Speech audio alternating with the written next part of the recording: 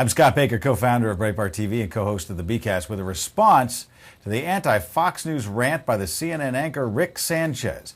Maybe you heard about this, right? That Fox News took out an ad in some major newspapers. Take a look at the ad. There it is. Didn't single out CNN necessarily. It said, how did ABC, CBS, NBC, MSNBC, and CNN miss this story?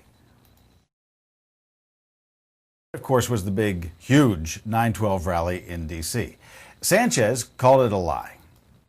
If you watch this show every day, as I mentioned a while ago, you know that I usually don't suffer fools gladly, especially when it comes to the fools who perpetuate falsehoods.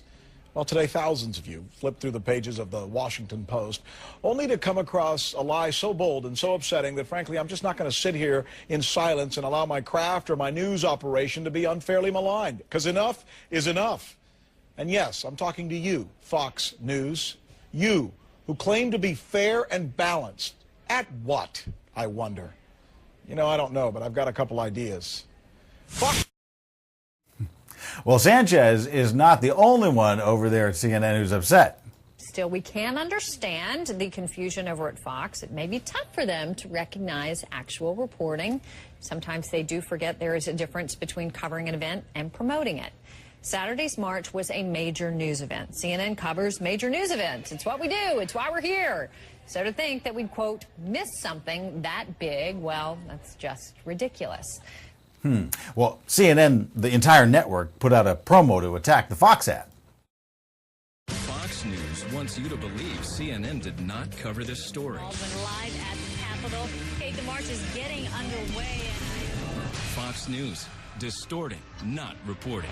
CNN, the worldwide leader in news. Ouch, yeah. But it's the Sanchez rant that's racking up tens of thousands of hits on YouTube. They are saying that we missed this story. They are saying we did not cover this story. They are using a lie to try and divide people into camps. And you know, Americans are starting to get tired of this. Look at the bottom of the ad there where it says, we cover all the news. Really, you do? What, we don't? You know, that's an offense to myself and to my colleagues who risk their lives for our viewers in Iraq, in Afghanistan, and around the world to bring the news. Fair enough. So I thought, you know what, let's take his rant and his allegations, break it apart a little bit, see if there are any surprises. In fact, I discovered that one of his central charges might be entirely false. Stay tuned for that. Now, the one thing I knew going into this, Fox News clearly knows that these other news organizations did reporting on the rally the day of in Washington. So when they say, how did they miss the story? Clearly they were trying to say there was a larger picture involved here. Sanchez, though, was taking this differently. He felt that he had caught Fox News in a very stupid lie, and he ran some clips to try to prove it. Party march and rally happening in Washington. Our Paul Steinhauser is there with what appears to be a whole lot of friends gathering around you now. In about 2 hours from now, they're going to march right behind us down Pennsylvania Avenue to the U.S. Capitol, and that's where they'll gather at the west front of the Capitol.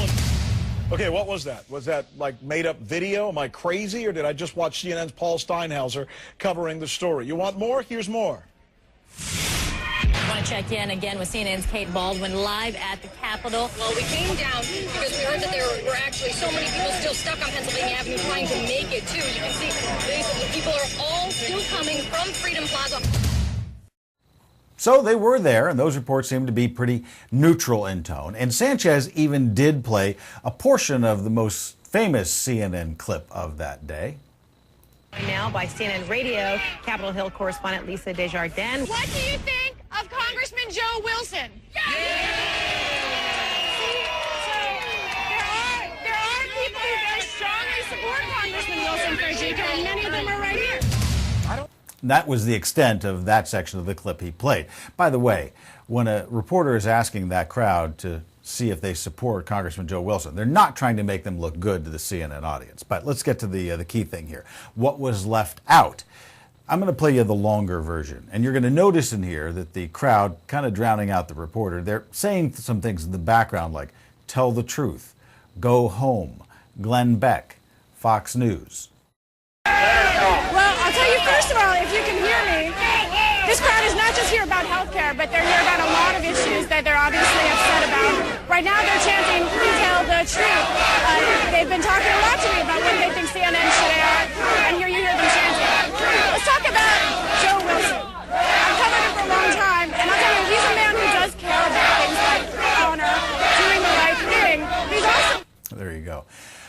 Let me say this as a by the way. The full version of that clip has played over 750,000 times in the last week. Just on Breitbart TV, 750,000. It's about the size of the audience for Campbell Brown's show for an hour. Now, some might say, cut the reporter a break, let her do her job. I'm going to suggest the crowd might at least have had some reason to be a little bit discontented with CNN. Granted, they probably like CNN a little bit better than MSNBC. To get to my point, Sanchez played part of a very important clip.